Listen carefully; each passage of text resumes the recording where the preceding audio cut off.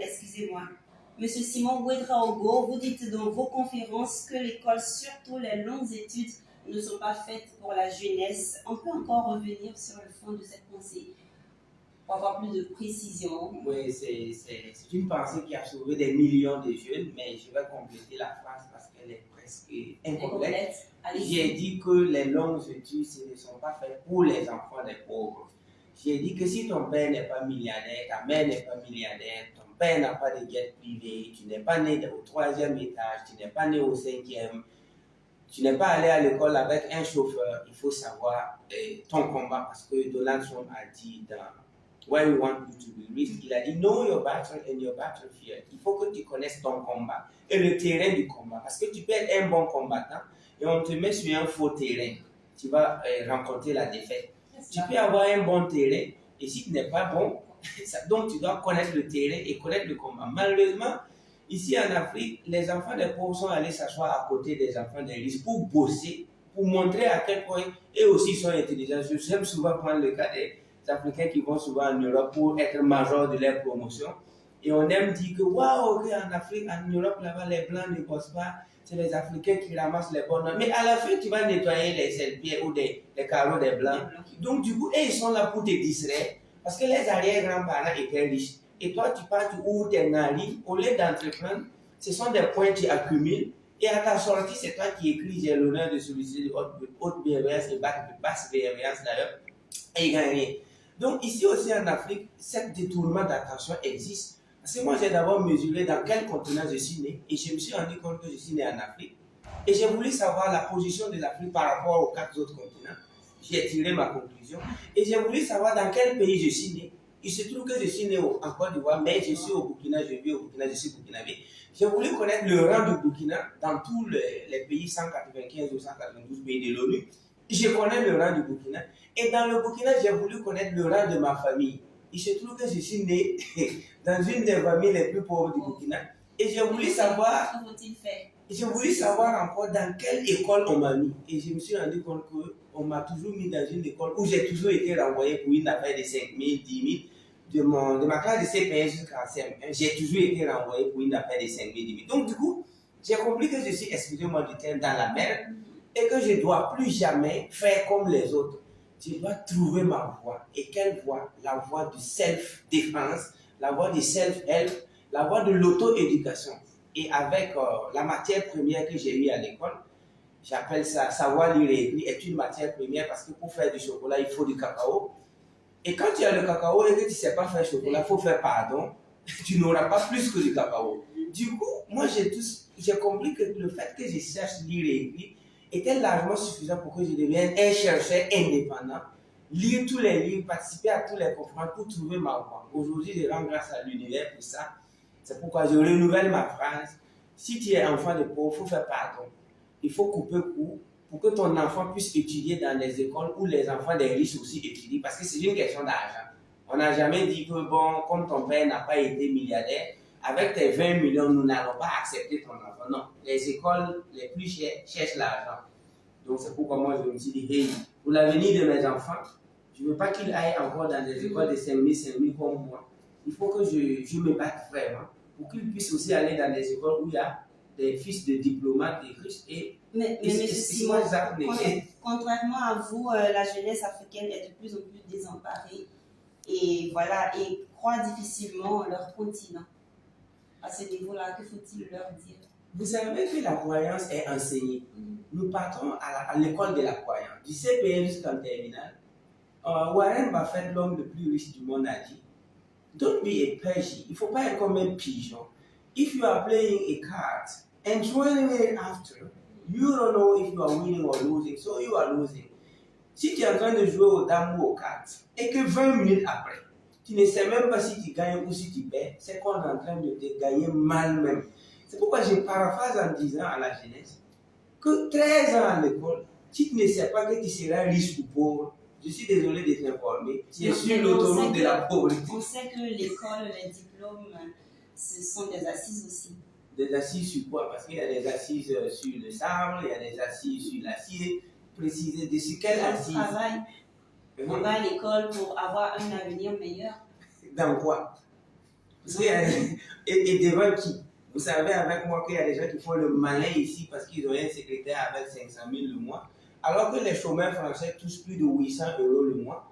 Quand tu es chômeur en France, les allocutions tournent autour de 1 000 €. C'est-à-dire que tu n'as rien à faire, même si tu es un SDF là, si tu as quand même été à l'école, tu es au chômage, tu es déclaré au pôle emploi, tu as plus près de 1 000 € par mois. Si tu convertis 1 000 €, on tourne autour de 500 000 les points vagabonds.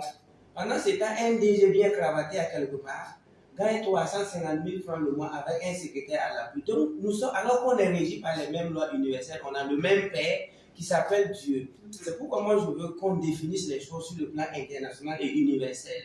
Donc, quand on parle de jeunesse désemparée, moi je veux qu'on revise nos matières. Qu'est-ce qu'il a lu?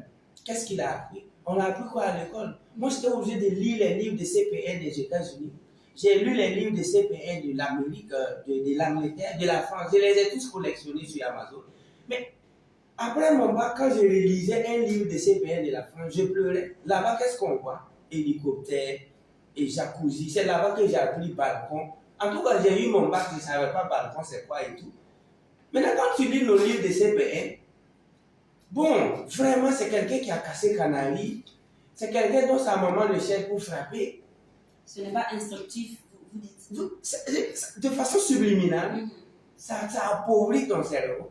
Parce que quand tu vas aller à l'école jusqu'en CM et tu n'as jamais vu immeuble dans ton livre, tout ce que tu as vu, c'est quelqu'un qui a mordu quelqu'un. C'est quelqu'un qui n'est pas rentré tôt, sa maman l'a frappé. C'est quelqu'un dont une guerre a piqué. C'est quelqu'un qui fume la pipe de son papa ou qui lave une moto à la limite. Pendant ce temps, les autres, dans les livres là, c'est une affaire de guerre privée. L'oncle Sam est un pompier avec hélico. L'oncle John va au travail. Et quand tu vois le lieu du travail, mais attends, tu as envie de travailler. Donc tout ça, en tant que métaphysicien, et parce qu'on ne peut pas faire la métaphysique sans faire la psychologie et surtout les messages subliminaux qui traversent l'esprit de nos enfants, il faut qu'on corrige ça. Parce que sans ça, ils n'auront jamais confiance en eux. Ils vont toujours avoir tendance à quitter leur pays, leur continent. Alors que l'Afrique, c'est le paradis sur terre. Donc, tout ça se passe dans les livres, ça se passe dans les cahiers. J'ai profité d'attirer l'attention de nos gouvernants de regarder que le mal se trouve dans les livres de CP1, CP2. Parce que celui qui a composé ça, ce n'est pas des Africains.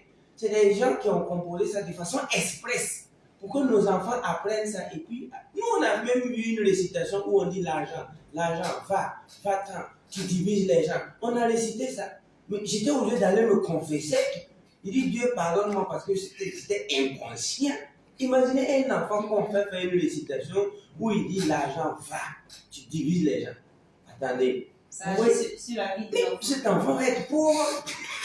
Donc du coup, il faut devenir grand psychologiquement et métaphysiquement pour savoir que le piège éducationnel se trouve à l'école.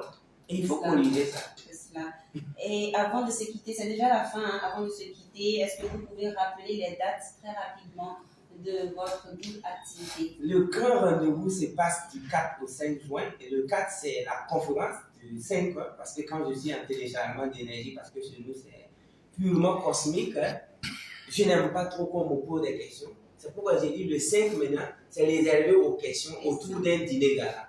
Donc le 4, vous avez la formation. Et le 5, toutes vos questions que vous avez relevées pendant la formation, vous les posez autour d'un dîner gala VIP encore offert par tout le monde. Donc quand vous avez le ticket, vous avez en même temps le ticket du dîner. Et il y a des grands projets qu'on va présenter. Et j'ai dit également à la jeunesse africaine que moi personnellement, je suis un droit, j'ai un bac plus 1, mais je donne cours partout dans le monde. Je dis bien partout dans le monde, aux Américains, aux Chinois, aux Indiens. Je donne cours en anglais, en français, en moré et un peu en djoula. Parce que j'aime beaucoup bosser et j'aime participer à des séminaires VIP qui coûtent très cher. Et je dis aux gens également que si le matériel est supérieur à l'immatériel, c'est une erreur. Beaucoup de gens tiennent des objets qui sont plus chers que leur propre éducation. Moi, j'ai eu mon premier portable Android en 2017 en tant que coach en développement personnel. Tout le reste de ma vie, tout l'argent que je gagne, soit je paye un livre, soit je participe à un séminaire, soit je m'en vais suivre une conférence. Aujourd'hui, tu vas voir des gens qui ont des motos, des voitures, des iPhones. Malheureusement, quand tu essaies de lui causer même des enjeux économiques, Et qu'est-ce qui va se passer d'ici 2025? Le gars est bleu. Je suis désolé, je ne juge personne, mais il faut qu'on change la manière dont on investit notre argent. C'est pourquoi cette conférence, ça fait 75 000 et 50 000. D'accord. Parce que nous, on a participé à des conférences de 1 000 $ l'heure. On a participé à des séminaires de 2 000 $ en une journée, 2 heures. Et là, même, tu payes ton billet d'avion et ton hôtel. Et quand tu n'as jamais participé à des événements comme ça et que tu n'arrives même pas à serrer la main du formateur, tu ne vas jamais savoir que la vie se passe entre des séminaires et des conférences. Donc, moi, j'aimerais inviter la population ivoirienne de fouiller dans les économies et que 50 000 ou 75 000, d'ailleurs, même ils pourront avoir ça à 50 000, on va faire cette réduction parce que c'était réservé à ceux qui avaient participé à la formation passée. Merci. Et 50 000 fois pour une connaissance vraiment qui va te sauver toute la vie et surtout la vie de tes enfants. Je crois que ça vaut la peine et je crois que it's good. Merci beaucoup. Merci, Coach Simon Ouedraogo. Je pense que tout est bien dit, bien noté. Mesdames, Messieurs, nous recevions Coach Simon Ouedraogo qui nous parlait de sa double activité les 4 et 5 juin prochains à Abidjan, plus précisément au Palais de la Culture d'Abidjan.